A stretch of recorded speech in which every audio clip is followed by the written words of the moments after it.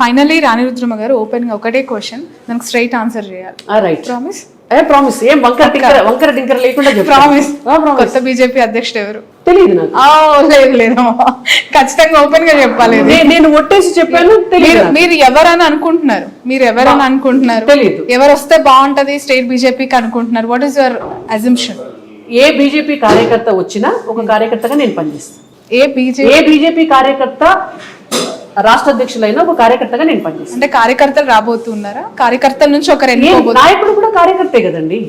ఇప్పుడు మా కిషన్ రెడ్డి గారైనా కార్యకర్తని, మాకు బండి సంజయ్ గారైనా కార్యకర్తని, అక్కడ కూర్చున్నారు మా జనరల్ సెక్రటరీ గారు ప్రదీప్ గారైనా కార్యకర్తని. వీళ్ళంతా కూడా బీజేపీ కార్యకర్త. నరేంద్ర మోడీ గారు కూడా కార్యకర్త. ఏ సామాజిక వర్గం నుంచి ఎవరైనా పర్వాలేదు, బీజేపీ కార్యకర్త ఎవరైనా పర్లేదు. ఏం జరుగుతుంది? ఇంకా మరికొన్ని రోజుల్లో తమిళనాడు ఎలక్షన్స్ జరగబోతూ ఉన్నాయి. సౌత్ లో బీజేపీ పాకవేయాలని ప్రయత్నాలు ఒకవైపు, అక్కడ అన్నమలై రిజైన్ ని ఎలా చూడాలంటారు? చెప్పినారు కదా, వారు టర్మ్ అయిపోయింది కాబట్టి వారు రిజైన్ చేశారు. ఇప్పుడు భారతీయ జనతా పార్టీలో ఒక సిస్టమ్ ఉంటుంది. ఇది కుటుంబ పార్టీ కాదు. ఒక టర్మ్, ఒక 2 సంవత్సరాలు ఒకరికి అవకాశం ఇస్తారు. కాకపోతే ఒక 5 నెలలో 6 నెలలో అటు ఇటు ఉంటుంది. తర్వాత డెఫినెట్ గా ఇంకొక కొత్త అధ్యక్షులు రావాల్సింది. ఎవరున్నా రావాల్సింది, మారాల్సింది. కాబట్టి డెఫినెట్ గా వారి టర్మ్ అయిపోయింది, వారు రిజైన్ చేశారు. బట్ సౌత్ తో కంపేర్ చేసినప్పుడు నార్త్ తో చాలా పొలిటికల్ అఫిలియేషన్స్, చాలా డిఫరెన్సియేషన్ ఉంటుంది పొలిటికల్ సిస్టంలో. సౌత్లో ఒక వ్యక్తిని చూసి, ఒక లీడర్గా ఎమర్జ్ అయిన లీడర్కి మద్దతు తెలపటం, వాళ్ళని చూసి పార్టీని గెలిపించడం అనేది మనకి చరిత్ర చెప్తున్న సాక్ష్యం. ఇక్కడ అఫ్కోర్స్ రేవంత్ రెడ్డి గారు, అఫ్కోర్స్ కేసీఆర్ గారు, అఫ్కోర్స్ కాంగ్రెస్లో రాజశేఖర్ రెడ్డి గారు హయ్యాం, ఇలా మనం చూస్తూ వచ్చాం. మీకు తెలుసు, మీ పార్టీ జాతీయ రాష్ట్ర అధ్యక్షుడిగా బండి సంజయ్ గారు ఎంత హైప్ క్రియేట్ చేశారు రాష్ట్రంలో. ఆయన ఉన్నప్పుడు పార్టీ ఎంత యాక్టివ్గా ఉంది అనేది కూడా మీరు చూసారు. ఈ రీసెంట్గా ఇప్పుడు ఎలక్షన్స్ ముందు అన్నమలై రిజైన్ అనేది అది నెగిటివ్ ఇంపాక్ట్ క్రియేట్ చేయదా సౌత్లో? అట్లా ఏముండదు, అవన్నీ అపోహలే ఉంటాయి తప్ప అట్లా ఏముండదు. వారి టర్మ్ అయిపోయింది, వారిని మారుస్తారు. ఇప్పుడు సంజయ్ గారిని మార్చారు, మారిస్తే వారిని తీసుకుపోయి సెంట్రల్ మినిస్టర్ చేశారు. దేశానికి వారి సేవలను ఉపయోగించుకుంటున్నారు, అంతే కదా. ఇప్పుడు అన్నామలై గారిని వారి టర్మ్ అయిపోయింది, వారి సేవలు ఇంకో రకంగా. సంజయ్ గారు తెలంగాణ బీజేపీ అధికారంలోకి వచ్చేది పోయింది సంజయ్ గారు లేకపోవడం వల్ల అంటున్నారు. సరే, అంటే నేనేమంటున్నాను అని అంటే కొన్నిసార్లు కొన్ని జరుగుతాయి. సో వాటికి ఏదైనా కారణం అయి ఉండొచ్చు. కానీ పార్టీ ఒక నిర్ణయం తీసుకున్న తర్వాత కార్యకర్తలుగా మేమందరము కూడా డెఫినెట్గా పార్టీ నిర్ణయానికి తలొగ్గి పనిచేయవలసింది. So how is about groupism in Telangana BJP? అస్సలు ఏమన్నా గ్రూప్ ఉంటే మీరు అలా చెప్పాలి, మేము ఇలా అడగాలి. ఓపెన్ గా చెప్పండి.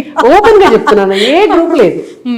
ఈటల గారి వర్గం, సంజయ్ గారి వర్గం, కిషన్ రెడ్డి గారి వర్గం, ఒకవైపు రాజాసింగ్ గారి అసంతృప్తి, అసమ్మతి ఆయన కొనసాగిస్తూనే ఉన్నారు. ఎక్కడ కట్టడి అవుతుంది? ఎవరు దాని సద్దు? అది స్వేచ్ఛ కదా, అది ప్రజాస్వామ్యం. అది కాంగ్రెస్ చెప్తుంది, బీజేపీకి కాదు. ఇప్పుడు బీజేపీలో కూడా ప్రజాస్వామ్యం ఉంటది. అసలు అత్యంత ఎక్కువ ప్రజాస్వామ్యం ఉన్నదే పార్టీయే మాది. ఏ కార్యకర్తనా ఏదైనా కావచ్చు. అది కాంగ్రెస్ పార్టీలో సాధ్యమవుతుందా? గాంధీ కుటుంబం కాకుండా ఎవరైనా పెత్తనం చేసే కుర్చీలో కూర్చోమనండి. పివి నరసింహారావు గారు కూర్చున్నందుకు వారి అంత్యక్రియలు కూడా ఢిల్లీలో జరగకుండా అవమానించిన పార్టీ కాంగ్రెస్ పార్టీ. కాంగ్రెస్ పార్టీలో సాధ్యమవుతుందా? బీఆర్ఎస్ పార్టీలో కేసీఆర్, కేటీఆర్ కాకుండా వాళ్ళ కుర్చీల్లో రాష్ట్ర అధ్యక్షుడు, వాళ్ళ జాతీయ అధ్యక్షుడు, ఇప్పుడు జాతీయ పార్టీ కదా, వాళ్ళ జాతీయ అధ్యక్షుడు సీట్లో వేరే వాళ్ళని కూర్చోబెట్టమనండి. సాధ్యమవుతుందా? చేయొచ్చేమో వాళ్ళు. చేయమనండి చూద్దాం. కానీ బీజేపీ అట్లా కాదు. ఎవరైనా ఏదైనా కావచ్చు, ఎవరైనా ఏదైనా మాట్లాడచ్చు, మా అభిప్రాయాలని వ్యక్తం చేయొచ్చు. దానికి గ్రూపిజం అని పేరు పెడితే ఎట్లా? మేము ప్రజాస్వామ్యం అంటున్నాం.